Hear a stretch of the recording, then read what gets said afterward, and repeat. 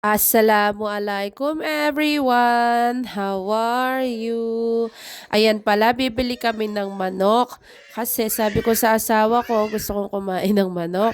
Ayan, bibili kami ng manok dyan. Fresh na fresh dyan, galing sa farm. Char! Ayan, sabi ko sa kanya, videohan ko siya. Ayan, may tinuturo pa yan. O, pasok na tayo dyan sa shopping.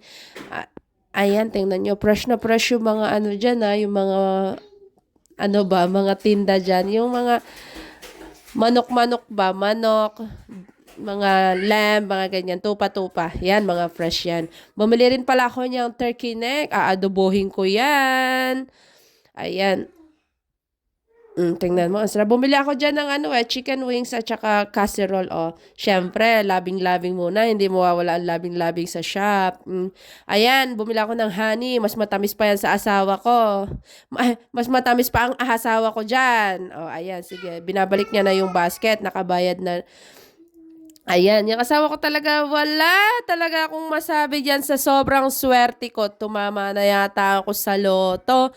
Tapos, siya pang nagbitbet. Hindi nga ako niyan pinagbibitbet. Diba? Ayun lang. Assalamualaikum. Jazakur khairan. Follow mo naman ako. Mag-comment ka na rin. Share mo na rin to kung nagustuhan mo ba yung video ko. Ayan. Sana magkaroon din kayo ng asawa na katulad ng asawa ko. Bye-bye! Bye bye bye bye bye bye bye.